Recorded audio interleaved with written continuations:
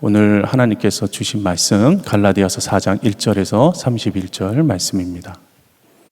내가 또 말하노니 유업을 이을 자가 모든 것의 주인이나 어렸을 동안에는 종과 다름이 없어서 그 아버지가 정한 때까지 후견인과 청지기 아래에 있나니 이와 같이 우리도 어렸을 때에 이 세상의 초등학문 아래에 있어서 종노릇 하였더니 때가 참에 하나님이 그 아들을 보내사 여자에게서 나게 하시고 율법 아래에 나게 하신 것은 율법 아래에 있는 자들을 속량하시고 우리로 아들의 명분을 얻게 하려 하심이라. 너희가 아들이므로 하나님이 그 아들의 영을 우리 마음 가운데 보내사 아빠 아버지라 부르게 하셨느니라. 그러므로 내가 이후로는 종이 아니요 아들이니 아들이면 하나님으로 말미암아 유업을 받을 자니라. 그러나 너희가 그때에는 하나님을 알지 못하여 본질상 하나님이 아닌 자들에게 종노릇하였더니 이제는 너희가 하나님을 알 뿐 아니라 더욱이 하나님이 아신 바 되었거늘 어찌하여 다시 약하고 천박한 초등학문으로 돌아가서 다시 그들에게 종노릇하려 하느냐. 너희가 날과 달과 절기와 해를 삼가 지키니 내가 너희를 위하여 수고한 것이 헛될까 두려워하노라. 형제들아 내가 너희와 같이 되었은즉 너희도 나와 같이 되기를 구하노라. 너희가 내게 해롭게 하지 아니하였느니라.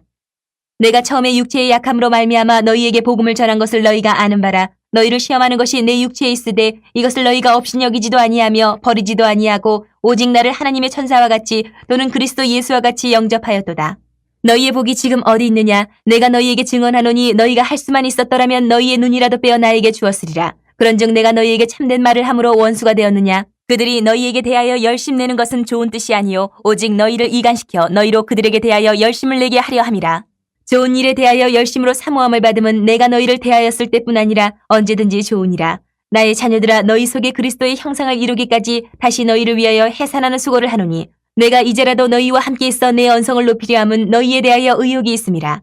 내게 말하라. 율법 아래에 있고자 하는 자들아 율법을 듣지 못하였느냐. 기록된 바 아브라함에게 두 아들이 있으니 하나는 여종에게서 하나는 자유 있는 여자에게서 낳았다 하였으며 여종에게서는 육체를 따라 낳고 자유 있는 여자에게서는 약속으로 말미암았느니라. 이것은 비유니 이 여자들은 두 언약이라. 하나는 신의 산으로부터 종을 낳은 자니 곧 하갈이라. 이 하갈은 아라비아에 있는 신의 산으로서 지금 있는 예루살렘과 같은 곳이니 그가 그 자녀들과 더불어 종노릇하고 오직 위에 있는 예루살렘은 자유자니 곧 우리 어머니라. 기록된 바 잉태하지 못한 자여 즐거워하라. 산고를 모르는 자여 소리질러 외치라. 이는 홀로 사는 자의 자녀가 남편 있는 자의 자녀보다 많음이라 하였으니 형제들아 너희는 이삭과 같이 약속의 자녀라. 그러나 그때의 육체를 따라 난 자가 성령을 따라 난 자를 박해한 것 같이 이제도 그러하도다. 그러나 성경이 무엇을 말하느냐. 여종과 그 아들을 내쫓으라. 여종의 아들이 자유 있는 여자의 아들과 더불어 유업을 얻지 못하리라 하였느니라. 그런즉 형제들아 우리는 여종의 자녀가 아니요 자유 있는 여자의 자녀니라. 아멘. 하나님의 말씀입니다. 우리가 예수 그리스도를 믿고 예수님을 내 마음에 영접했다는 것은 하나님의 자녀가 되었음을 의미합니다. 그래서 예수님을 믿었을 때에 가장 먼저 하나님이 우리에게 알게 하시고 깨닫게 하는 것이 바로 이것입니다. 6절 말씀, 너희가 아들이므로 하나님이 그 아들의 영을 우리 마음 가운데 보내사 아빠 아버지라 부르게 하셨느니라. 우리 마음 가운데 하나님께서 아들의 영을 부어주신다는 거예요. 그래서 예수님을 믿었다 하면 가장 먼저 내가 주님을 아빠 아버지라 부르짖는 그 놀라운 은혜를 경험하게 하신다는 거예요. 하나님께 있어서 이것은 너무나 중요한 일입니다. 그러나 우리에게 있어서도 얼마나 위로가 되는 말씀인지 모릅니다. 우리의 진짜 아버지가 하늘에 계시다는 거예요. 저는 육신의 아버지가 연약하셨고 비교적 일찍 하늘나라를 가셨기 때문에 이 말씀이 얼마나 큰 위로와 힘이 되는지 모릅니다. 그런데 특별히 아빠, 아버지라 이렇게 두 번 반복해서 부르신 이유가 무엇일까? 이곳에 기록한 이유가 무엇일까? 이 아빠라는 단어는 유대인들이 아빠를 가장 친근하게 부를 때 쓰는 아람어입니다. 그 단어가 아빠라는 단어입니다. 발음이 거의 저희 나라가 아빠라고 부르는 것과 비슷합니다. 그리고 이 아버지라는 단어는 파테르라는 헬라어인데 헬라 문화권의 이방인들이 아버지를 부를 때 쓰는 단어입니다. 그러니까 사실은 이 아빠라는 아람어를 헬라어로 설명해주는 같은 단어이기도 합니다. 그런데 또 중요한 의미가 있습니다. 아빠, 아버지라 부를 수 있게 되었다라는 것은 유대인이나 이방인이나 차별 없이 우리 진짜 아버지가 하늘에 계시다. 이것을 반드시 하나님께서 깨닫게 하신다는 거예요. 이게 너무나 놀라운 은혜의 말씀입니다. 그런데 저는 또 한국인이지 않습니까? 그러니까 저에게 있어서 이 두 단어가 동시에 쓰인 것이 또 하나 특별하게 여겨지는 부분이 있었습니다. 우리는 아빠도 쓰고 그리고 아버지라는 단어도 씁니다. 그런데 어감이 주는 느낌이 조금은 다르지 않습니까? 아빠라는 것은 비교적 어린 나이에 아빠를 부를 때 쓰는 용어이고, 그리고 아버지라 부른다고 하는 것은 조금 자란, 그리고 성인이 되어서 아빠를 부를 때 그때부터는 아버지다 이렇게 부르는 용어입니다. 의미가 남다르죠. 그래서 저에게 있어서 이 아빠 아버지라고 되어 있는 단어가 동시에 쓰인 것이 참 특별하게 여겨졌어요. 왜냐하면 어렸을 때부터, 나를 낳아서부터 다 자라기까지 계속해서 하나님께서 함께 하시겠다는 약속으로 느껴진 것이에요. 약속의 영원성을 말하는 것처럼 그렇게 믿어졌다는 것입니다. 자, 우리 하나님은 우리를 낳기만 하고 그렇게 버리는 아버지가 아니라는 이야기입니다. 그런데 여러분, 문제는 무엇이냐면 우리가 그런 놀라운 은혜를 받고 이 약속의 말씀에도 불구하고 그럼 우리는 어떤가? 하나님이 우리와 함께 하시고 늘 떠나지 않겠다는 그 놀라운 약속에도 불구하고 우리는 그 사랑에 비례해서 영적으로 점점 더 자라나고 있는가 하는 것입니다. 우리가 영적으로 우리 아빠를 이제는 아버지다 그렇게 부를 만큼 나는 성장했는가 라고 하는 것이에요. 여러분의 영적인 나이는 몇 살 정도 되셨습니까? 잘 생각해 보시기 바랍니다. 자녀를 기를 때 부모로서 가장 속상한 것은 열심히 자녀를 기르려고 노력하는데, 그러면 그때마다 시간이 지날수록 아이가 몸도 자라고 그리고 생각도 자라야 하는데 그렇게 되지 못할 때 그것을 보는 부모의 마음이 참 안타깝습니다. 자랄 때가 되었는데도 자라지 못하는 아이를 보는 부모의 심정이 너무나 답답한 것이죠. 하나님이 보실 때 그럼 나는 잘 자라고 있는가? 여러분 몇 살이십니까? 내가 몇 살인지 가늠하는 아주 중요한 기준이 있습니다. 매년 한 번씩 돌아오는 그 생일을 어떻게 보내고 있는가를 보면 어느 정도 알 수 있다는 거예요. 어렸을 때는 이 생일이 너무나 중요하잖아요. 이게 선물을 받을 수 있는 날이기 때문에 그렇습니다. 생일이 다가오기를 너무 기대하고 그때마다 아빠 또는 엄마에게 선물을 그냥 당당하게 요구합니다. 그런데 매번 그렇지 않고 사춘기를 지나고 중학생이 되어서 조금 크면 그때부터는 내가 더 이상 선물을 받을 나이가 아니다라고 여겨지기 시작해요. 그러다가 성인이 되고 어느 순간부터는 생일이 올 때마다 나에게 선물을 주시는 그 아버지께 요구하는 것이 아니라 오히려 나를 낳아주신 아빠와 엄마에게 감사하는 마음을 오히려 표현하지 않습니까? 다 큰 자녀가 있어요. 여전히 선물을 달라고 하면 얼마나 끔찍한 일이겠습니까? 아빠에서 아버지로 부르도록 자라난다는 것은요, 한마디로 말해서 내 마음만 만족시켜 달라고 하던 내가 이제는 아버지의 마음을 이해하기 시작했다는 것을 의미하는 거예요. 아버지의 마음이 무엇인지, 아버지가 원하는 것이 무엇인지, 아버지의 기쁨을 위해서 내 마음 가운데 부어주신 그 아버지의 소원은 무엇인가, 이것에 관심을 가지기 시작했다는 것이 바로 내가 영적으로 자라났다는 것을 의미하는 것입니다. 여러분은 하나님 아버지의 마음에 얼마나 관심이 있으십니까? 아버지가 나를 통하여서 무엇을 하기 원하시는지, 그리고 나를 지금 어떻게 보시고 계신지, 이 교회를 향한 하나님의 마음은 무엇인지, 열방을 향한 우리 아버지의 마음은 무엇일까? 이것에 관심이 있냐는 거예요.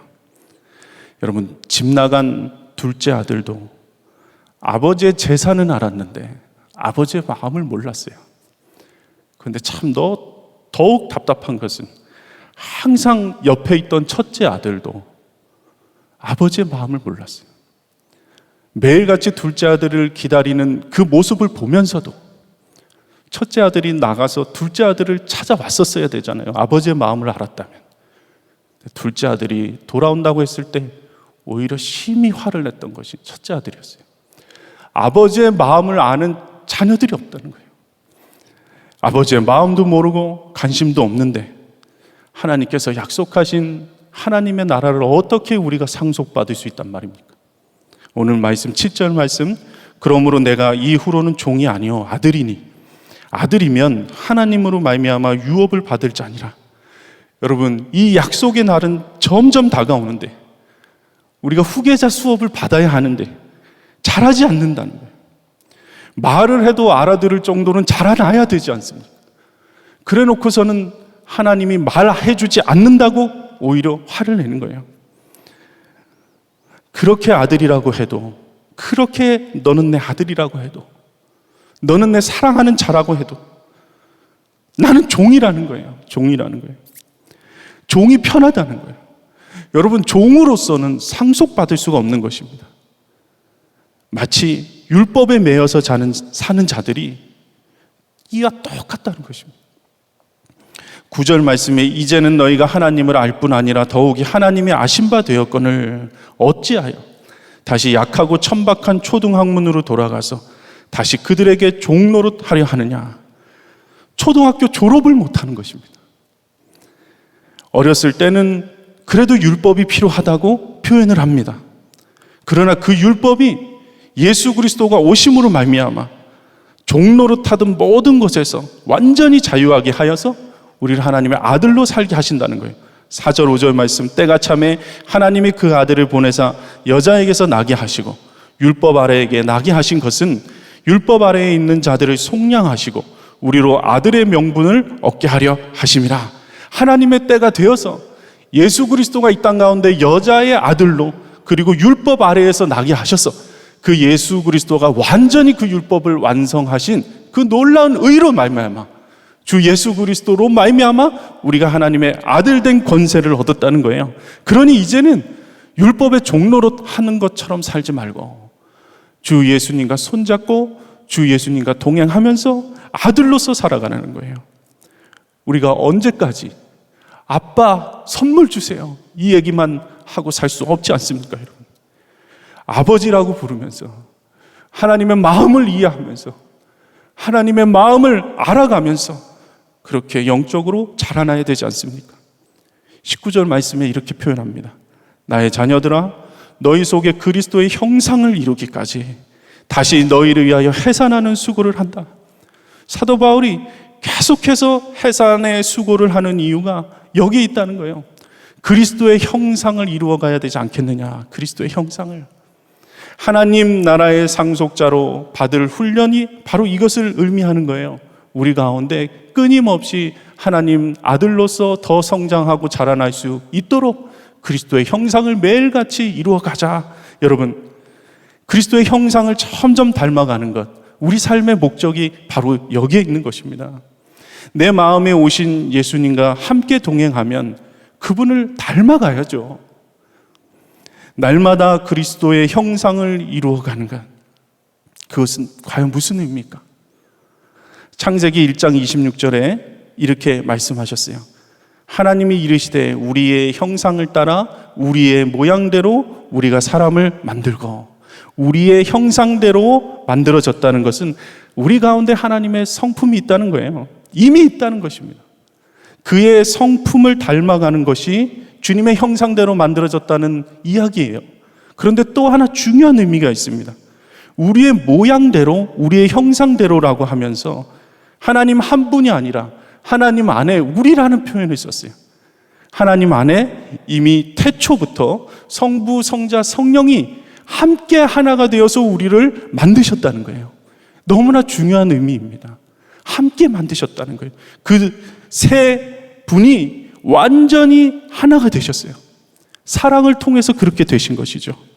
그러니 우리를 하나님의 형상대로 만들었다는 것은 단순히 하나님의 성품을 닮아가는 사람일 뿐만 아니라 우리를 통해서 하나님의 형상을 지켜야 된다는 거예요. 하나님 안에 있는 그 관계성이 우리에게도 동일하게 주어졌다는 거예요. 그래서 하나님은 홀로 독처하는 것을 보기 좋아하지 않으세요. 우리에게 관계를 주셨다는 거예요. 하나님이 세우신 두 개의 공동체가 그런 의미가 있는 것입니다. 하나는 가정이요, 하나는 교회입니다. 우리를 관계로 맺어주셨어요. 함께 하나님의 모양을, 그리스도의 형상을 이루어 가라고 주신 것이에요. 그래서 예수님이 우리를 부르실 때 관계로 항상 부르십니다. 나는 포도나무요, 너희는 가지니. 나는 선한 목자이고 너희는 양이라. 내가 아버지고 너희가 아들이라는 거예요. 여러분, 물론 이 관계가 쉽게 이루어지는 것은 아닙니다. 그래서 사도 바울이 갈라디아 교인들을 그리스도의 형상을 이루기까지 해산하는 수고가 반드시 따른다고 그렇게 이야기하고 있는 거예요. 해산의 수고만 있는 것일까? 그렇지 않다는 겁니다. 그 관계성 속에서 놀라운 또 은혜도 사도 바울은 이야기하고 있어요. 14절 말씀에 너희를 시험하는 것이 내 육체에 있으되 이것을 너희가 업신 여기지도 아니하며 버리지도 아니하고 오직 나를 하나님의 천사와 같이 또는 그리스도 예수와 같이 영접하였도다. 자신이 가지고 있는 질병으로 인해서 너희들이 시험에 들 만한 일이었는데, 그렇게 어려움이 있었는데 자신의 연약함에도 불구하고 나를 천사처럼, 하나님의 천사처럼 그리스도 예수와 같이 그렇게 영접해 주었다. 이것을 이야기하는 거예요. 바로 우리도 이와 같이 살아야 하는 것입니다. 하나님께서 하나님의 형상대로 만드신 그 교회와 가정 가운데 어떻게 그리스도의 형상을 이룹니까? 천사처럼, 예수 그리스도의 영접함처럼 그렇게 해야 된다는 거예요. 참 힘든 과정입니다. 해산의 수고가 따릅니다. 그렇지만 너무나 쉬운 과정이기도 합니다. 왜냐하면 우리 안에 그리스도의 형상은 없던 것을 만드는 과정이 아니기 때문에 그렇습니다. 나는 포도나무여 너희는 가지라 하신 그 예수님께 붙어만 있으라는 거예요. 내가 포도나무인데 너무 화려한 과일 파인애플을 바라보면서 와, 정말 너무 멋있다. 저 파인애플 너무 멋있다. 저 파인애플처럼 되고 싶다. 그렇게 부러워하면서 스스로 포도나무에서 떨어져 나와서 자기 가지에다 파인애플을 단다고 해서 그 가지가 파인애플 나무가 되는 것이 아니잖아요. 큰일 나는 것입니다. 떨어지는 순간 죽는 것입니다. 여러분, 우리가 그리스도의 형상을 이룰 수 있는 가장 중요한 것, 내가 가지이니 원가지인 주님 앞에 붙어 있는 거예요. 주님 앞에 붙어 있어도 봄도 오고 여름도 있고 가을도 있고 반드시 겨울도 옵니다. 그러나 겨울이 와도, 엄청난 바람이 불어서 고난이 와도 붙어 있으면 살 수 있다는 거예요. 붙어 있으면 반드시 봄은 오게 되어 있다는 겁니다. 여러분, 인생의 계절 가운데 무슨 계절을 지나고 계십니까? 대부분은 스산한 가을과 겨울을 지나시는 것 같아요. 그러나 주님께 붙어 있으면 이것이 나를 죽이는 것이 아니라 나를 그리스도의 형상을 이루는 오히려 훈련이 된다는 것을 여러분 믿게 되기를 축복합니다. 하나님의 연단 가정 가운데 들어온 거예요. 주님께 붙어 있었다고 뭐 이제 다 잘 먹고 평안하게 산다는 것을 의미하는 것이 아닙니다. 하나님 앞에 그리스도의 형상을 이룰 때까지 연단의 과정이 반드시 필요해요. 무엇부터 연단시킬까요? 첫 번째, 하나님의 그 연단 과정 가운데 들어가면 먹고 사는 것부터 훈련시킵니다. 식단을 바꾸십니다, 하나님. 광야에 들어갔을 때 만나와 메추리를 먹고 사는 것, 그것 연습시키는 거예요. 매일매일 같이 하나님이 내려주신 은혜 아니면 살 수 없다라는 것을 알게 하시는 것입니다. 그래서 때로는 주님이 뺏어가는 것 같은 느낌이 들 때가 있어요. 왜 이것밖에 안 주시지? 왜 더 풍족하게 주시지 않을까? 그러나 여러분, 뺏으려고 그러시는 게 아니라 살리시려고 그러시는 겁니다.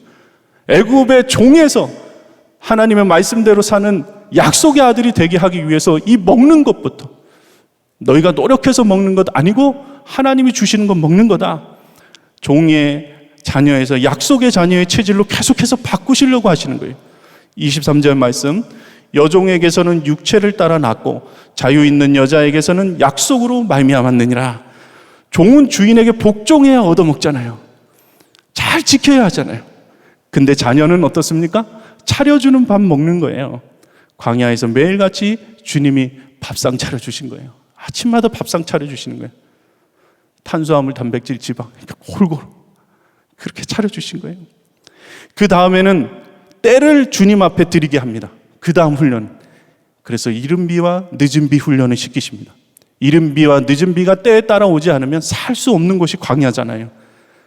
내가 정한 때에 내 마음대로 사는 것이 아니라 주님의 때를 신뢰하게 계속 만듭니다. 성급할 필요도 없고 게으르고 시간을 그렇게 보내서도 안 된다는 거예요.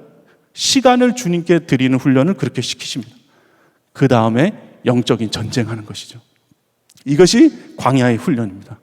그리스도의 형상을 이룰 때까지 하나님은 이 광야의 훈련을 우리에게 허락하십니다. 여러분, 이 광야의 훈련이 성경에 나온 이스라엘 백성들에게만 필요한 것 아닙니다. 예수님을 믿고 주님의 자녀가 된 모든 이들에게 하나님 반드시 광야로 보내시는 훈련을 하십니다. 한 명도 예외 없습니다. 그리스도의 형상을 이룰 때까지 끝나지 않습니다. 이것에 눈이 열리면 다시 소망이 살아나는 거예요. 불평, 원망할 것도 없습니다. 주님 나라 갈 때까지 하나님의 특별한 훈련이구나. 나를 그리스도의 형상을 이룰 때까지 인도하시는 하나님의 부르심이구나. 이상한 사람 만나잖아요. 어떻게 저런 사람이 있을 수 있을까? 하나님이 특별 조교를 보내셨다고 그렇게 믿으셔야 돼요. 질병의 고통, 정말 끊이지 않는 재정의 문제, 하나님이 동계훈련도 시키시고 천리행군도 시키시고 유격훈련도 시키셔야 하는 거예요. 하나님의 본심이 아니에요. 우리를 시험 주시는 이유 하나님의 본심이 아니라 쓰러져서 넘어져서 종의 아들이 될까 봐, 다시 종으로 돌아갈까 봐 그렇게 하나님이 훈련시키시는 겁니다. 그리고 마지막 관문 앞에 가게 하세요. 죽음입니다. 그 죽음 앞에 서게 되는 날이 누구에게나 다 옵니다. 그리고 육체의 이 죽음을 믿음으로 통과할 때 비로소 하나님 나라에 들어가게 되는 것입니다. 여러분, 우리 인생의 일부분이 광야가 아닙니다. 내가 10년 정도 고생했으니까 이제는 평안하게 살겠지, 아닙니다. 태어나서 육신의 이 장막을 다 벗어날 때까지 하나님의 훈련이 있는 거예요. 그게 하나님의 은혜이고 하나님의 사랑인 것을 여러분 깨닫게 되기를 바랍니다. 그리고 눈물은 주님 앞에 가서 닦는 거예요. 주님 앞에 가서. 요한계시록 21장 4절, 모든 눈물을 그 눈에서 닦아주시니 다시는 사망이 없고 애통하는 것이나 곡하는 것이나 아픈 것이 다시 있지 아니하리니 처음 것들이 다 지나갔음이로라. C.S. 루이스는 고통의 문제에서 이렇게 말합니다. 우리 아버지께서는 여행길에 기분 좋은 숙소에 들러 원기를 회복하게 해주시지만 그 숙소들을 우리 집으로 착각하게 만드시지는 않습니다. 주님께서 허락한 인생의 여행길입니다. 여러분, 이곳이 여러분의 집이 아닙니다. 착각하시면 안 됩니다. 그리고 마지막에 이 모든 여행이 마쳐질 때, 이 주님과의 행복한 여정의 길 다 마쳐질 때 우리 모두가 다 하나님의 나라에서 만나게 될 것입니다. 그것을 믿게 되기를 주님의 이름으로 축복합니다. 우리 함께 말씀 붙들고 기도하겠습니다. 두 번 기도하실 때 먼저 19절 말씀 붙들고 기도합시다. 그리스도의 형상이 이루기까지 나에게 허락하신 하나님 광야 길이 있습니다. 여러분, 우리 모두가 다 그 길을 지금 걷고 있습니다. 주님과 동행하며 담대하게 이 길을 걷게 하소서. 기쁨으로 걷게 하소서. 이 길로 인도하시고 허락하신 하나님의 마음을 아는 자로 그렇게 성장하게 되기를 원합니다. 우리가 아버지라고 부르면서 함께 기도하시겠습니다. 아버지, 주님, 아빠 아버지,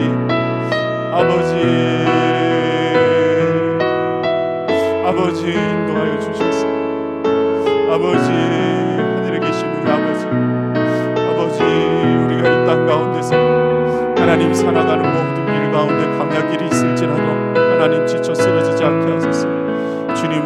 주님 바라보는 믿음의 눈을 열어주소서.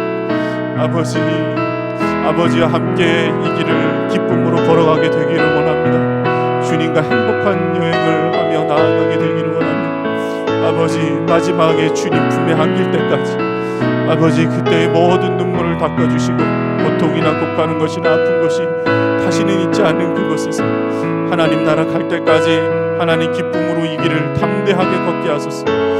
아버지 주님 인도하여 주시옵소서. 주님 우리의 삶 가운데 허락하신 그 길을 믿음으로 걷게 하소서.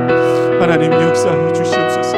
주를 바라보는 믿음의 눈이 이 시간 열어주셔서 내가 너무나 고통스럽고 아버지 말할 수 없는 아버지 하나님 그 어려움 아버지 그 목마름을 채워주셔서 육적으로도 영적으로도 아버지 하나님 내 마음 가운데도 주님으로 가득 채워주셔서 주님을 바라보며 주님을 믿는 믿음으로 그 길을 담대하게 걸어가게 하소서. 그리스도의 형상이 이룰 때까지 아버지 마침내 하나님 나라 갈 때까지 나에게 허락하신 아버지 공동체 가운데 놀라운 은혜가 있게 되기를 원합니다. 하나님 역사하여 주시옵소서. 하나님 역사하여 주시옵소서. 하나님 인도하여 주셔서 온전히 주님께서 뜻하신 바를 알게 하시고 아버지의 마음을 알게 하시고 이해하게 하시고 그대로만 순종하게 역사하여 주시옵소서. 마지막으로 한 번 더 기도합니다. 14절 말씀 붙들고 기도할 때에 그리스도의 형상을 이루기 위하여서 나에게 허락하신 공동체가 있습니다. 그래서 그냥 작은 것으로 여겨서는 안 됩니다. 하나님께서 허락하신 가정과 교회에서 만난 내 가족들 그리고 내 동료들 함께 신앙생활을 이루는 같은 성도들 아버지 그들에게 모든 이들에게 천사와 같이 대하게 하시고 그리스도 예수와 같이 영접하고 사랑하게 하소서. 공동체의 사랑을 지키게 해달라고 함께 기도하겠습니다. 주님 그리스도의 형상을 이룰 때까지 허락하신 아버지 하나님께서 놀랍게 우리에게 주신 그 가정과 교회에서 만난 모든 이들을 아버지 하나님 하나님의 천사와 같이 그리스도 예수와 같이 사랑하게 하소서. 주님께서 주시는 그 놀라운 은혜와 사랑이 나를 통하여서 흘러가게 되기를 원합니다. 아버지 인도하여 주셔서 역사하여 주셔서 주님 아버지 공동체를 포기하지 않게 하시고 가정을 아버지 하나님 소홀히 대하지 않게 하시고 하나님 나에게 허락하신 자녀들 아버지 아내와 남편들 배우자에게 정말 주님의 사랑으로